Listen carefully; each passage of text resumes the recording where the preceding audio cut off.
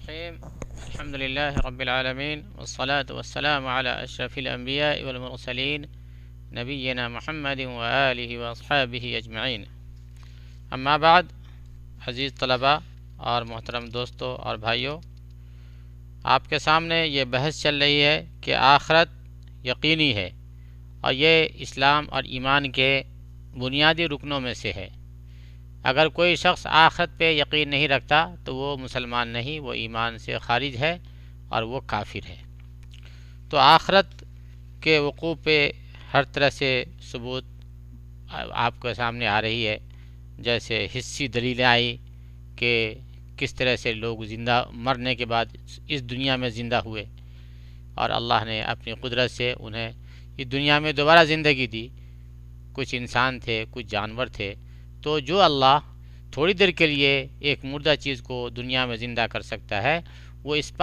بات پر بھی قادر ہے کہ وہ مرنے کے بعد پھر سے لوگوں کو ایک دوسری زندگی دے سکے۔ یہ ممکن ہے، یہ کوئی ناممکن چیز نہیں ہے۔ اور آج جو ہم آپ کے سامنے وہ بات لانے جا رہے ہیں کہ یہ عقل بھی بتاتی ہے کہ دوبارہ زندہ ہونا ممکن ہے۔ ایسا نہیں کہ مر گئے، کھپ گئے، ختم ہو گئے، نہیں، انسان ختم نہیں ہوتا ہے، بلکہ مرنے کے بعد تو اس کی اصل جیون شروع ہوتی ہے، اصل لائف شروع ہوتی ہے، اور اصل زندگی تو مرنے کے بعد ہی کی ہے، جو پھل کی زندگی ہے، پھل پانے کی زندگی ہے۔ اچھے عمل کے بدلے میں بہترین نعمتیں ملتی ہیں، اور برے عمل کے نتیجے میں جو ہے سخت ترین سزا اور یاتنا کا سامنا کرنا پڑتا ہے۔ تو عقلی طور پہ بھی یہ ممکن ہے کہ دوبارہ زندہ ہونا ہوگا، اور اس کو جو ہے دو طرح سے ثابت کیا جا سکتا ہے۔ ایک، اللہ تعالیٰ جو ابتدائی سے آسمانوں، زمینوں اور اس کے درمیان جو چیزیں ہیں سب کا پیدا کرنے والا ہے، تو جو ذات شروع سے نئے سرے سے ان سب کا خالق ہے، انہیں دوبارہ پیدا کرنے سے عاجز نہیں ہے۔ سمجھ میں آ گئی بات؟ یعنی جو پہلے بنایا ہے تو وہ ختم ہونے کے بعد بھی دوبارہ بنا سکتا ہے۔ یہ کون سی ناممکن چیز ہے؟ اسی نے بنایا تھا نہ پہلے، اللہ نے ہی بنایا تھا نہ پہلے، تو دوبارہ وہی بنائے گا۔ یہ کیا کوئی جو ہے ناممکن چیز ہے آپ کے نظر میں؟ بلکہ یہ ممکن ہے۔ اور اللہ کا فرمان ہے، اعوذ باللہ من الشیطان الرجیم، وَهُوَ الَّذِي يَبْدَأُ الْخَلْقَ ثُمَّ يُعِيدُهُ وَهُوَ أَهْوَنُ عَلَيْهِ وَلَهُ الْمَثَلُ الْأَعْلَى فِي السَّمَاوَاتِ وَالْأَرْضِ وَهُوَ الْعَزِيزُ الْحَكِيمُ۔ ترجمہ وہی ہے جو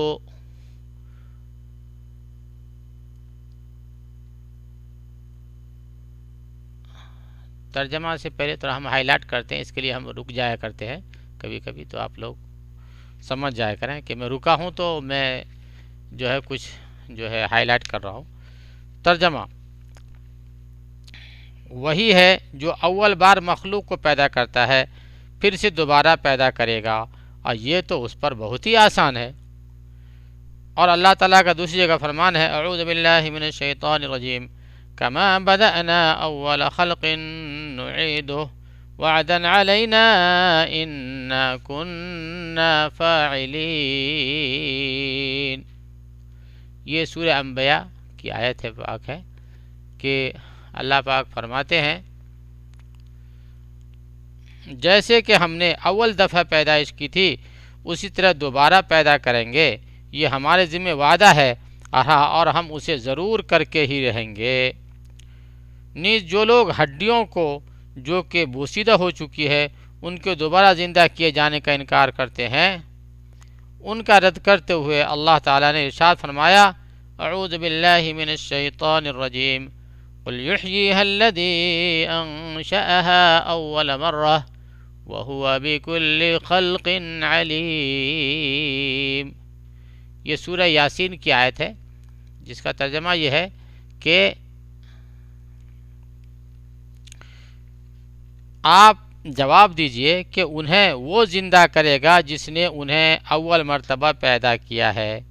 یعنی ہڈیاں جو بوسیدہ ٹوٹ پھوٹ کے ختم ہو چکی ہے۔ تو اللہ فرماتے ہیں کہ آپ کافروں کو جواب دیجئے کہ انہیں وہ زندہ کرے گا جس نے انہیں اول مرتبہ پیدا کیا ہے، یعنی پہلی مرتبہ پیدا کیا ہے۔ جو سب طرح کی پیدائش کا بخوبی جاننے والا ہے۔ اللہ کو سب چیز کا پتہ ہے۔ ایک وجہ تو یہ ہوئی، ایک اس طرح سے جو ہے عقلی طور پہ ثابت ہے کہ انسان کو مرنے کے بعد زندہ ہونا ہے، اور دوسری اس وجہ سے کہ جیسے یہ زمین تپ کر مردہ ہو جاتی ہے اور بنجر بن جاتی ہے، مردہ بن جاتی ہے اور اوسر بنجر بن جاتی ہے، ٹھیک ہے، مردہ ہو جاتی ہے اور سرے سے بنجر بن جاتی ہے، جس سے ہریالیوں کا نام و نشان اور کوئی ہرا پودا بھی نظر نہیں آتا ہے۔ پھر اللہ اسی پر پانی نازل فرماتا ہے اور وہ دوبارہ زندہ باحیات سرسبز بن جاتی ہے، اور ہر طرح کی ہریالیاں اور سرسبز پیڑ پودے نکل آتے ہیں۔ تو جو ہستی اس زمین کو دوبارہ زندگی اور سرسبزیاں عطا کر سکتا ہے، وہ اس بات پر قادر ہے کہ ان مردوں کو دوبارہ زندہ بھی کر سکتا ہے۔ اللہ تعالیٰ کا فرمان ہے، اعوذ باللہ من الشیطان الرجیم، من آیاته أنك ترى الأرض خاشعة فإذا أنزلنا عليها الماء اهتزت وربت إن الذي أحياها لمحيي الموتى إنه على كل شيء قدیر۔ یہ آیت سورہ فصلت کی ہے، اور اس کا ترجمہ یہ ہے کہ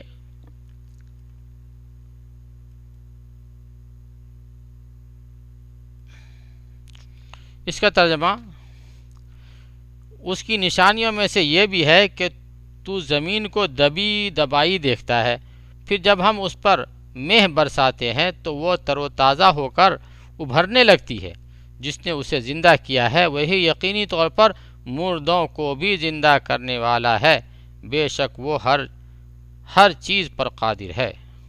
اللہ تعالیٰ ہر چیز پہ قادر ہے کہ جو وہ مردہ زمین کو زندہ کر سکتا ہے، اس میں سے ہریالیاں نکال سکتا ہے، اس کے لیے جو ہے دوبارہ کسی چیز کو زندہ کرنا اور وجود ملانا ناممکن نہیں بلکہ ممکن ہے۔ اسی طرح دوسری جگہ اللہ کا ارشاد ہے، اعوذ باللہ من الشیطان الرجیم، وَنَزَّلْنَا مِنَ السَّمَاءِ مَاءً مُبَارَكًا فَأَنبَتْنَا بِهِ جَنَّاتٍ وَحَبَّ الْحَصِيدِ وَالنَّخْلَ بَاسِقَاتٍ لَهَا طَلْعٌ نَضِيدٌ رِزْقًا لِلْعِبَادِ وَأَحْيَيْنَا بِهِ بَلْدَةً مَيْتًا كَذَلِكَ الْخُرُوجُ كذبت قبلهم قوم نوح واصحاب الرس وثمود۔ یہ سورہ قاف کی کچھ آیت پاک ہیں جن کا ترجمہ ملاحظہ فرمائیں، اور ہم نے آسمان سے برکت برسایا، اور ہم نے آسمان سے بابرکت پانی برسایا اور اس سے باغات اور کٹنے والی کھیتی کے غلے پیدا کیے، اور کھجوروں کو بلند بالا درخت جن کے خوشے تہ بتہ ہیں۔ بندوں کی روزی کے لیے ہم نے پانی سے مردہ شہر کو زندہ کر دیا، اسی طرح قبر سے نکلنا ہے۔ تو اللہ تعالیٰ کے لیے انسان کو یا کسی بھی جاندار کو دوبارہ زندہ کرنا جو ہے ایک دم آسان ہے۔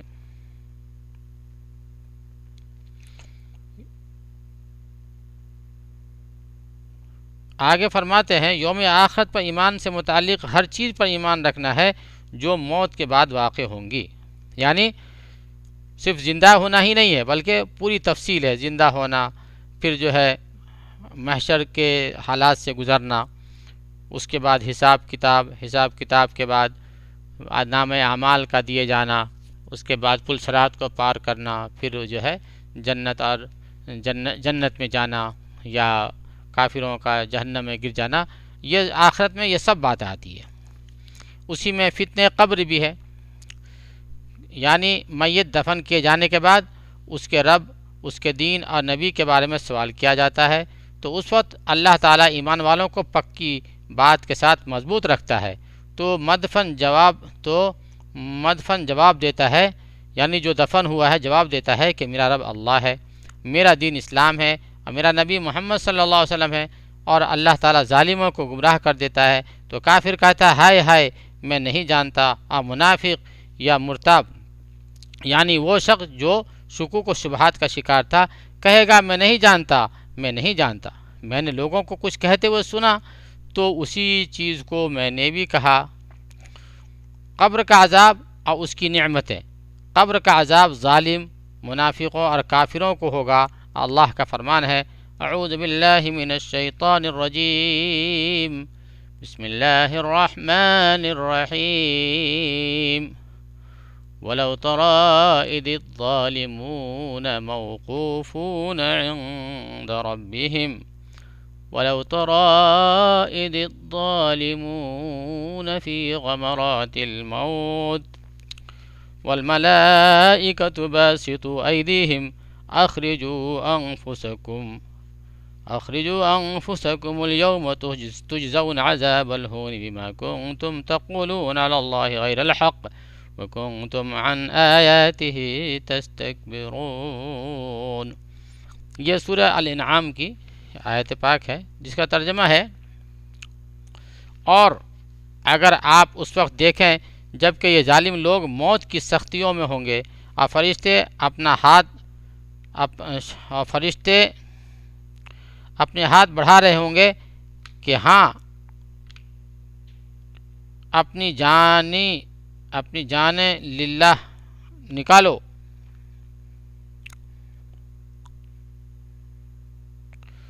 وَلَوْ تَرَى إِذِ الظَّالِمُونَ فِي غَمَرٍ، جب آپ دیکھیں گے ظالموں کو موت کی سختیوں میں ہوں گے،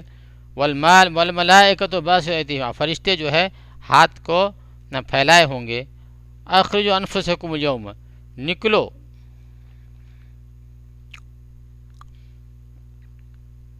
اپنی جانیں، أَخْرِجُوا أَنفُسَكُمُ الْيَوْمَ، اپنی جان نکالو، آج تم کو ذلت کی سزا دی جائے گی۔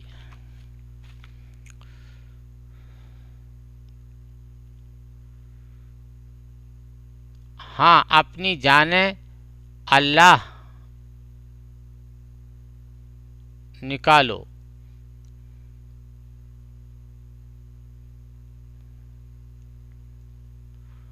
اخرجوا انفسکم اليوم، مطلب اپنے آپ کو نکالو، آج تم کو ذلت کی سزا دی جائے گی، اسی سبب سے کہ تم اللہ تعالی کے ذمے جھوٹی باتیں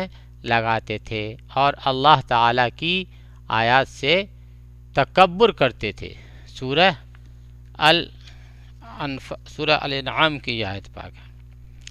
تو اس میں بھی آیا کہ عذاب قبر ہوگی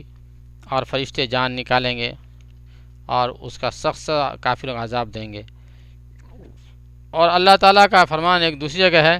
اعوذ باللہ من الشیطان الرجیم النار يعرضون عليها غدوا وعشيا ويوم تقوم الساعة ادخلوا آل فرعون أشد العذاب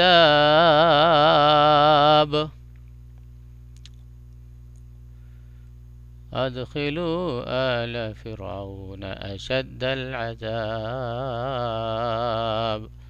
ترجمہ: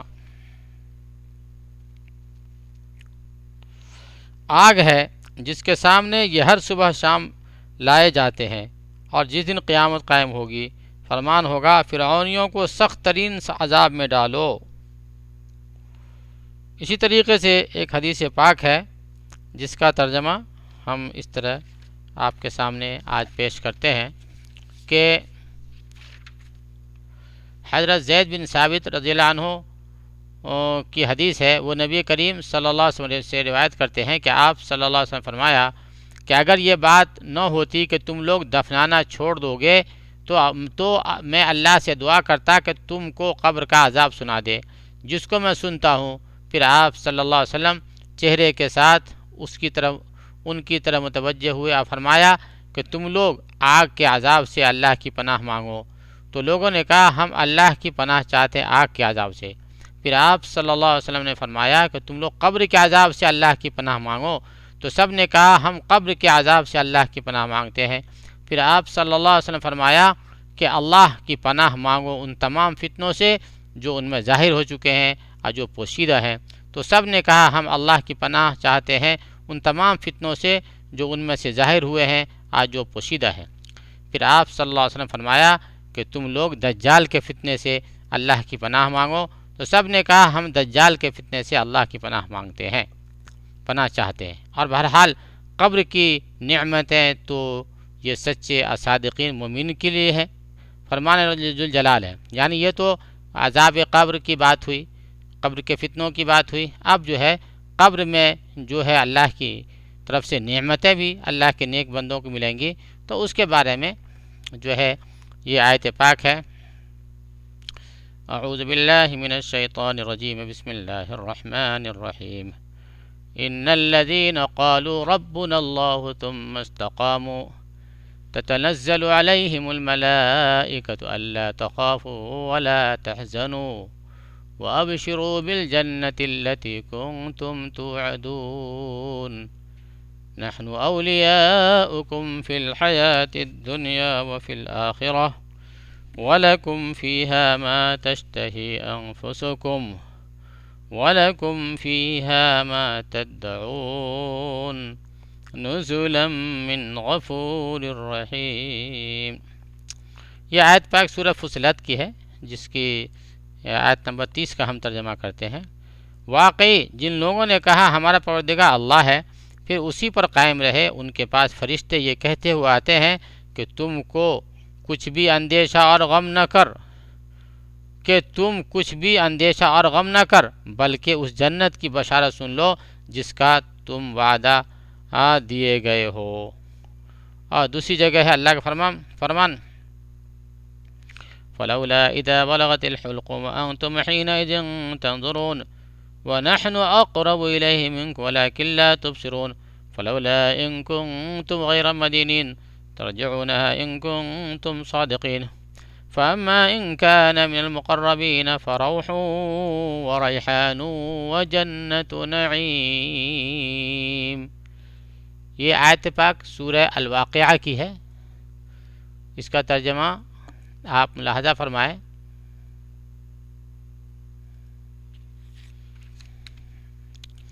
پس جب کہ روح نرخرے تک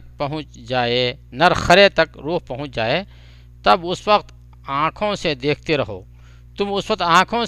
رہو، ہم اس شخص سے بنسبت تمہارے بہت زیادہ قریب ہوتے ہیں لیکن تم نہیں دیکھ سکتے۔ بس اگر تم کسی کے زیر فرمان نہیں اور قول میں سچے ہو تو ذرا اس روح کو تو لوٹاؤ۔ پس جو کوئی بارگاہ الہی سے قریب کیا ہوا ہوگا اسے تو راحت ہے اور غذائیں ہیں اور آرام والی جنت ہے۔ اس کے بعد جو ہے جنت کی نعمتوں سے متعلق ایک حدیث پاک ہے جس کو مسند احمد کے حوالے سے اس کا ترجمہ آپ لوگ سن لیں۔ جب بندہ مومن اپنے قبر کے اندر دونوں فرشتوں منکر نکیر کے سوالات کا جواب دے دیتا ہے تو آسمان سے منادی آواز دینے والا آواز دیتا ہے کہ میرے بندے نے سچ کہا، پس اس کے لیے جنت کا بستر بچھا دو، اس کو جنت کا لباس پہنا دو، اس کا دروازہ جنت کی طرف کھول دو۔ پھر آپ صلی اللہ علیہ وسلم نے فرمایا پس اس کے پاس جنت کی تر و تازہ ہوا اور اس کی خوشبو اس کے پاس آتی ہے اور اس کی قبر اس کے لیے تحت نگاہ کشادہ اور پھیلا دی جاتی ہے۔ اس کے لیے قبر جو ہے اس کی جہاں تک وہ دیکھ سکتا ہے اتنی زیادہ اس کے لیے قبر جو ہے کھول دی جاتی ہے اور اس کو تنگی ایک دم سے ختم ہو جاتی ہے۔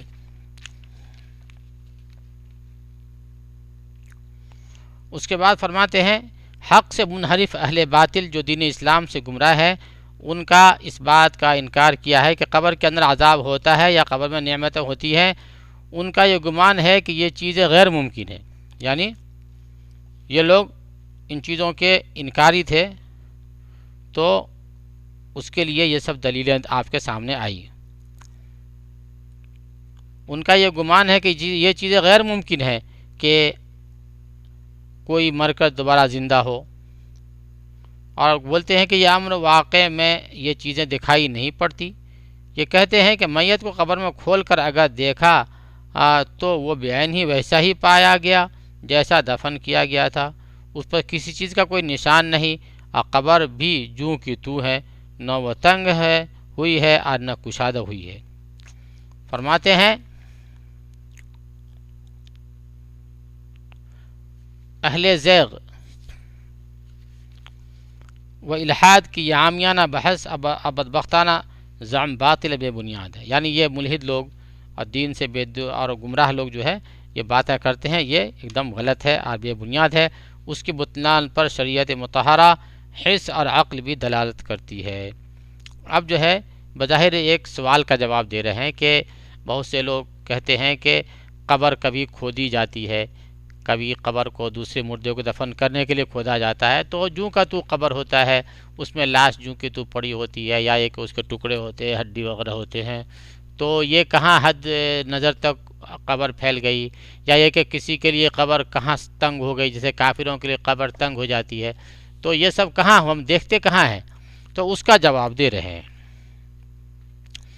فرماتے ہیں شریعت کی دلیل اس سے پہلے شرعی دلیلیں قبر کے عذاب اور قبر کی نعمتوں سے متعلق گزر چکی ہیں، پھر بھی ایک دلیل اور ملاحظہ کریں۔ صحیح بخاری میں عبداللہ بن عباس رضی اللہ عنہ سے مروی ہے، نبی کریم صلی اللہ علیہ وسلم مدینہ کے باغوں میں سے ایک باغ سے نکلے تو آپ صلی اللہ علیہ وسلم نے دو آدمیوں کی آوازیں سنی جنہیں ان کی قبروں میں عذاب ہو رہا تھا۔ اس حدیث کو ذکر کرتے ہوئے عبداللہ بن عباس نے کہا کہ آپ صلی اللہ علیہ وسلم نے فرمایا کہ ان دونوں میں سے ایک پیشاب کے چھینٹوں سے نہیں بچتا تھا اور دوسرا چغل خوری میں لگا رہتا تھا۔ یعنی اس حدیث پاک میں نبی کریم صلی اللہ علیہ وسلم نے دو لوگوں پر عذاب کو سنا، دو لوگوں کے اوپر سخت سے سخت عذاب ہو رہی تھی، اور آپ صلی اللہ علیہ وسلم نے اس کو سن لیا۔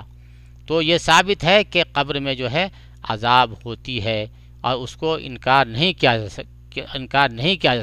جا سکتا۔ اس کو جھٹلانا بہت بڑی بیوقوفی اور بہت بڑی گمراہی ہے۔ تو یہ حدیث پاک ثابت کرتی ہے کہ عذاب قبر ہوتی ہے، اور قبر میں نعمتیں بھی ہوتی ہے جو اللہ کے نیک بندے ہیں۔ تو یہ حدیث پاک اس کی دلیل ہے کہ کچھ لوگوں پہ عذاب ہو رہی تھی، اور آپ صلی اللہ علیہ وسلم نے خود اس کو سنا، تو اس کو جھٹلایا نہیں جا سکتا ہے۔ آپ صلی اللہ علیہ وسلم نے اس کی وجہ بھی بتائی کہ ان کو جو ہے عذاب قبر کیوں ہو رہی ہے، تو ایک تو جو ہے پیشاب میں احتیاط نہیں کرتا تھا، پیشاب کے چیٹوں سے نہیں بچتا تھا، اور دوسرا جو ہے چغل خوری کیا کرتا تھا، تو اس لیے ان کو عذاب ہو رہی ہے۔ آپ صلی اللہ علیہ وسلم نے خود سنا ان کے جو ہے اس کے چلانے اور رونے کی آواز آپ صلی اللہ علیہ وسلم نے خود سنا تھا۔ حس کی دلیل، یعنی اس کے بعد آپ ایسی دلیل دینے جا رہے ہیں جس کو ہم ظاہر میں بھی دیکھتے ہیں، اس کو ہم ظاہر میں دیکھتے ہیں اور ظاہر سے اس کو سمجھ سکتے ہیں۔ مثال سے فرماتے ہیں ایک سونے والا حالت نیند میں خواب دیکھتا ہے کہ وہ ایسی پرکشش اور باغ و بہار والی جگہ میں ہے جہاں چاروں طرف نعمتیں ہی نعمتیں ہیں، ان میں اسے کیف و سرور مل رہا ہے۔ یا کچھ سونے والا یہ خواب دیکھتا ہے کہ وہ ایسی تنگ اور وحشت والی جگہ میں ہے جہاں درد و الم سے وہ بے چین ہو رہا ہے، اور کبھی کبھی حالت بیداری میں جب وہ ان حالات پر سوچتا ہے جنہیں اس نے خواب میں دیکھا تھا، تو اپنے آپ کو اسی کمرہ میں، اسی بستر پر، اسی حالت میں بعین ہی پاتا ہے جس میں وہ سویا ہوا تھا، اور وہ تمام چیزیں کافور ہو جاتی ہیں۔ اس لیے نیند کو موت کا بھائی کہا گیا ہے، اسی لیے اللہ تعالیٰ اور اسے اللہ تعالیٰ نے لفظ وفات کا نام دیا ہے، نیند کو وفات کا بھی نام دیا ہے اللہ تعالیٰ قرآن میں، جیسا کہ اللہ کا فرمان ہے يتوفى الأنفس حين موتها والتي لم تمت في منامها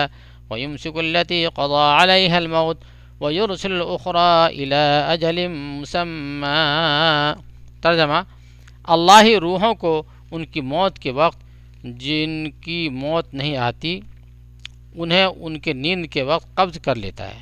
ترجمہ پھر سنیں: اللہ ہی روحوں کو ان کی موت کے وقت اور جن کی موت نہیں لائی انہیں ان کی نیند کے وقت قبض کر لیتا ہے، پھر جن پر موت کا حکم لگ چکا ہے انہیں تو روک لیتا ہے اور دوسری روحوں کو مقررہ وقت تک کے لیے چھوڑ دیتا ہے۔ یعنی سوتے سب ہیں، لیکن جن کی جو ہے موت مقدر ہوتی ہے تو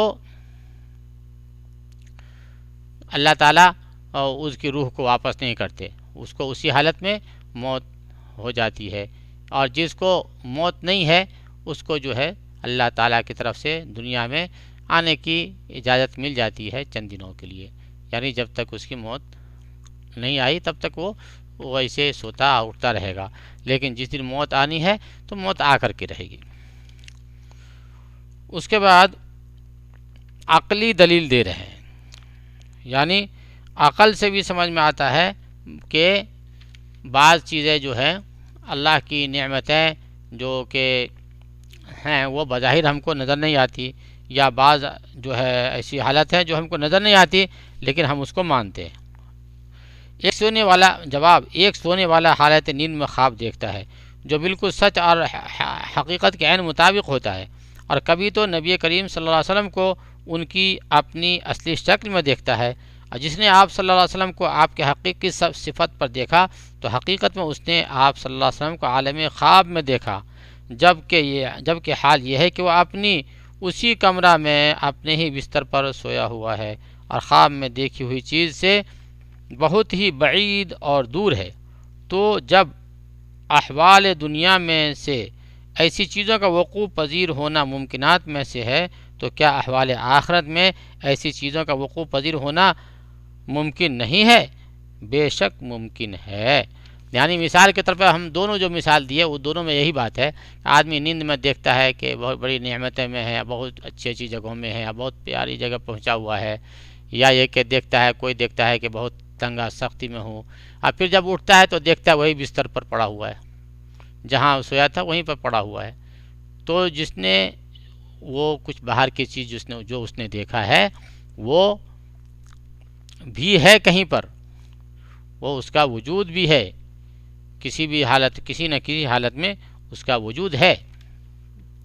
اسی کو آخر میں فرماتے ہیں کہ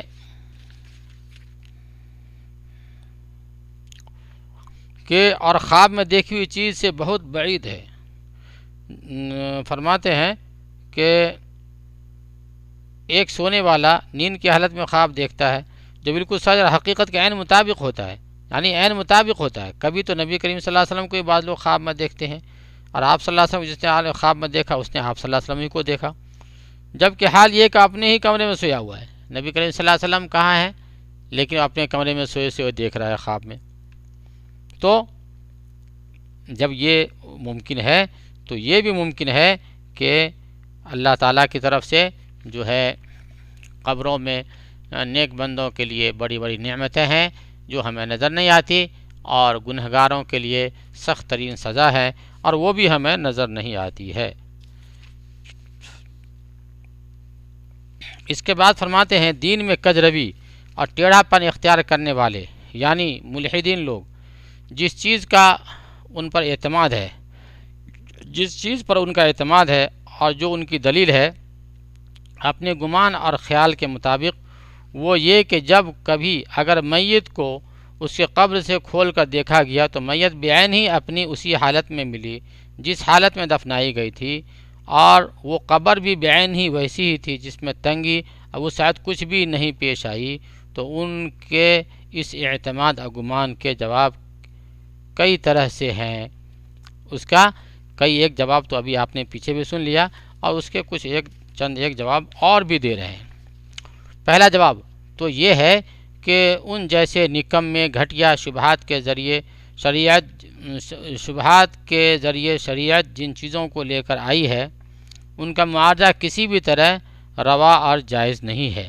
اگر معارضہ واقعی بجا طور پر اپنے شبہات کو شریعت کے چیزوں پر رکھ کر غور و فکر کرے تو ان کو اپنے شبہات کے باطل ہونے کا علم ہو جائے گا۔ یعنی قرآن و حدیث کے جو دلائل آئے ہیں ان کو سامنے رکھیں گے تو اس کے نظر سے جو ہے یہ ساری باتیں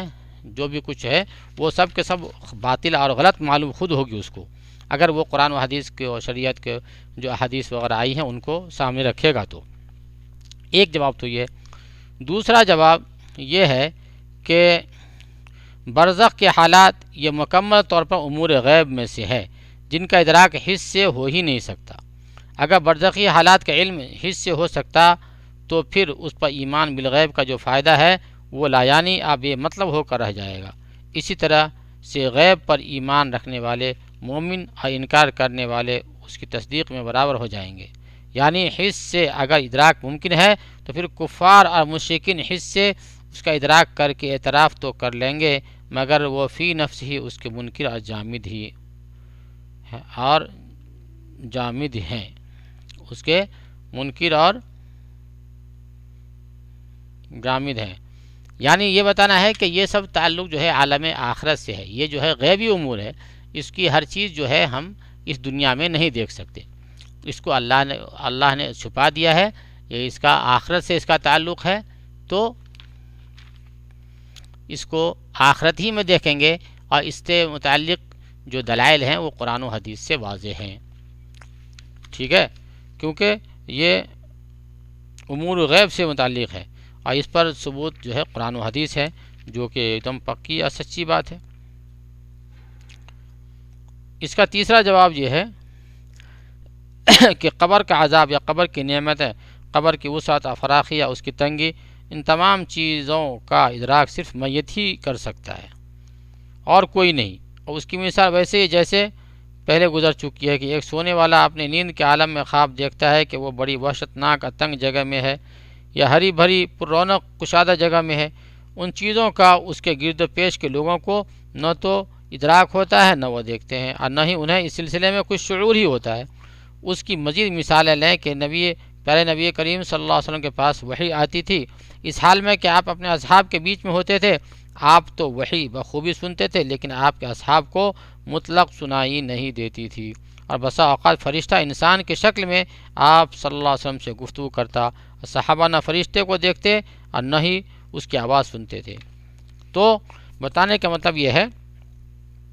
کہ اس کا تعلق اس سے ہے جو قبر میں ہے، وہی جانتا ہے، وہی ان حالات کا سامنا کر رہا ہے، نعمتوں کا یا یہ کہتا عذاب کا سامنا وہی کر رہا ہے، وہ وہی جان سکتا ہے، دوسرا نہیں جان سکتا۔ مثال کے طور پہ ہمارا آپ کچھ خواب دیکھتے ہیں تو ہمارے بازو میں جو سویا ہے اس کی کچھ اطلاع نہیں ہوتی ہے، ہم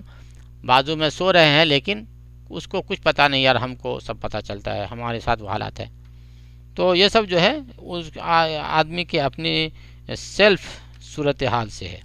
وہی سمجھتا ہے جو اس سے دوچار ہوتا ہے۔ اس کی ایک مثال یہ بھی دیا کہ نبی کریم صلی اللہ علیہ وسلم پہ وہی آتی تھی، فرشتے کی طرف فرشتے لے کے آتے تھے، تو آپ صلی اللہ علیہ وسلم صحابہ کے بیچ میں ہوتے تھے تو بھی صحابہ اس کو نہیں دیکھتے تھے۔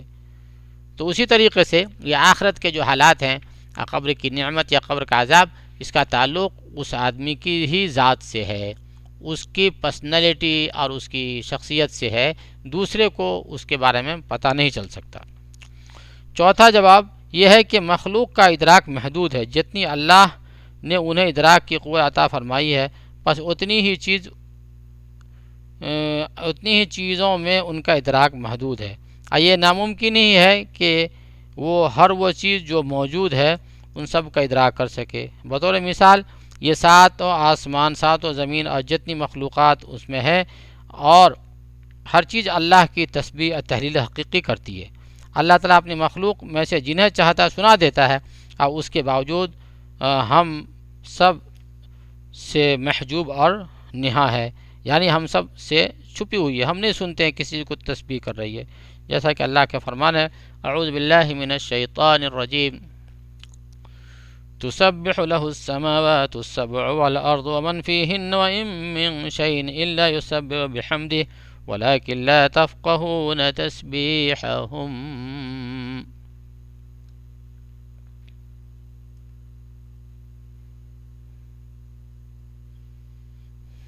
ترجمہ: ساتوں آسمان اور زمین اور جو بھی ان میں سے ہے، جو بھی ان میں ہے اسی کی تسبیح کر رہے ہیں، ایسی کوئی چیز نہیں جو اسے پاکیزگی یا تعریف کے ساتھ یاد نہ کرتی ہو۔ ہاں یہ صحیح ہے کہ تم اس کی تسبیح نہیں سمجھ سکتے۔ تو یہ چیزیں اللہ کی حمد و ثنا کر رہی ہے ہر چیز، لیکن ہم اور آپ اسے نہیں دیکھ رہے ہیں۔ تو ہماری آپ کی جو ہے عقل اور سمجھ جو ہے محدود ہے، اس کا ایک حد ہے، ہم اس سے بہت آگے تک نہیں دیکھ سکتے۔ تو قبر کی جو حالت ہم دیکھ رہے ہیں وہ ہماری نظر میں دکھ رہی ہے، اس کے آگے کیا ہے اس کو اللہ ہی جانتے ہیں۔ تو ہماری جو ہے نظر کا ایک ایریا لمٹ ہے، لمیٹیڈ ایریا ہے۔ ہم قبر کے گڈھے کو دیکھ رہے ہیں، لیکن اس کی وسعت تک ہماری یہ نگاہ نہیں دیکھ رہی ہے، اس کو اللہ ہی جانتے ہیں۔ تو جس بات کا قرآن و حدیث میں آ گئی، جو بات آ گئی وہ پتھر کی لکیر ہے کہ اللہ تعالیٰ اپنے نیک بندوں کے لیے جنت کو بہت زیادہ، قبر کو بہت زیادہ وسیع کر دیتے ہیں، اور کافروں کے لیے قبر جو ہے تنگ سے تنگ ہو جاتی ہے۔ یہ حقیقت ہے، یہ ثابت ہے، یہ پکی یا سچی بات ہے، اس کو جھٹلانا کفر ہے۔ ایسا جھٹلانے والا ایمان سے خارج ہو جائے گا، چاہے ہم کو دکھے کہ نہ دکھے، چاہے ہمیں قبر جوں کہ تو دکھے، لیکن بات صاف ہو گئی کہ ہماری نظر وہاں تک نہیں جا سکتی جہاں تک کہ وہ حالات وہاں ہیں۔ ہماری نظر کی پہنچ وہاں تک نہیں ہے، اور وہاں تک ہماری نظر مرنے کے بعد پہنچ سکتی ہے، اور اللہ جو کیا ہے وہ برحق ہے۔ تو یہ بات اچھی طرح سمجھ کر ہے کہ ہماری آپ کی نظر محدود ہے، ہم بہت قریب تک دیکھتے ہیں، اس کے اندر کی چھپائی گہرائی تک ہم نہیں پہنچ پاتے ہیں۔ اس پہ آپ لوگ ذرا غور کریں گے، اپنے طور پہ آپ کے سامنے بات واضح ہو جائے گی۔ اس طرح کی مثال شیطان اور جنوں کی ہے، جو زمین میں شب و روز ادھر ادھر جاتے آتے ہیں، دوڑتے رہتے ہیں، اور یہ جن ہی تھے جو رسول اللہ صلی اللہ علیہ وسلم کے پاس حاضر ہوئے اور بغور آپ کی تلاوت سنے اور خاموشی اختیار کیے رہے، اور اس کے بعد اپنی قوم کی طرف ڈرانے والے بن کر لوٹے۔ یہ سب کچھ صحیح، مگر اس کے باوجود ہم سب لوگوں سے پوشیدہ ہے۔ اس سلسلے میں ارشاد ربانی ہے، اعوذ باللہ من الشیطان الرجیم، یا بنی آدم لا یفتننکم الشیطان کما اخرج ابویکم من الجنہ ينزع عنهما لباسهما ليريهما سوآتهما إنه يراكم هو وقبيله من حيث لا ترونهم إنا جعلنا الشياطين أولياء للذين لا يؤمنون۔ اے آدم کے اولاد، شیطان تم کو کسی خرابی میں نہ ڈال دے جیسا اس نے تمہارے ماں باپ کو جنت سے باہر کروا دیا۔ ایسی حالت میں ان کا لباس بھی اتروا دیا تاکہ وہ ان کو شرم گاہیں دکھائے، اور وہ اور اس کا لشکر تم کو ایسے طور پر دیکھتا ہے کہ تم اس کو نہیں دیکھتے ہو۔ ہم نے شیطان کو انہی لوگوں کا دوست بنایا ہے جو ایمان نہیں لاتے۔ تو یہ ایک مثال دیا ہے کہ جس طریقے سے جنات ہیں، شیاطین ہیں، فرشتے ہیں، انہیں ہم اور آپ نہیں دیکھتے ہیں، وہ ہمارے بیچ آتے جاتے ہیں۔ فرشتے کی ڈیوٹی ہمارے ساتھ ہے لیکن ہمیں نظر نہیں آتے۔ تو اسی طریقے سے اگر قبر کی نعمت اور قبر کا عذاب ہمیں نظر نہیں آتا تو یہ ہمارے نظر کا قصور ہے، اور وہ حقیقت میں ہے۔ فرماتے ہیں جب یہ مخلوق ہر موجود چیز کا ادراک نہیں کر سکتی تو کسی طور پہ جائز نہیں ہے کہ یہ جو چیزیں امور غیب سے متعلق اور ثابت ہیں، جن کا یہ ادراک نہیں کر سکتی، اس کا انکار کر دیں۔ یعنی بہت قیمتی بات بتایا کہ جب ہم دنیاوی بہت سی چیزوں کو نہیں دیکھ پاتے ہیں، جیسا کہ ابھی مثال دیا کہ ہم فرشتے کو نہیں دیکھتے، جنات کو نہیں دیکھتے، شیطان کو نہیں دیکھتے، جب کہ وہ ہمارے بیچ میں ہی ہوتے ہیں، تو اس چیز کا ہم کیسے انکار کر دیں جس کو قرآن و حدیث نے صراحت کے ساتھ ذکر کیا ہے؟ اگرچہ ہماری آنکھ اس کو نہیں دیکھ رہی ہے تو ہمارے نظر کا قصور ہے، ہماری بینائی کا قصور ہے، ہمارا جو محدود ایریا ہے، محدود پہنچ ہے، اس کا قصور ہے، ورنہ حقیقت میں وہ چیزیں ہیں اور ہیں۔ اللہ سے دعا ہے اللہ ہم سب کو نیک عمل کی توفیق نصیب فرمائے۔ اللہ تعالی ہم سب کو عذاب قبر کے عذاب سے ہم سب کی نجات دے۔ اللہ پاک ہم سب کو قبر کی نعمتوں سے اپنے کرم سے مالا مال فرمائے۔ وآخر دعوانا ان الحمد للہ رب العالمین۔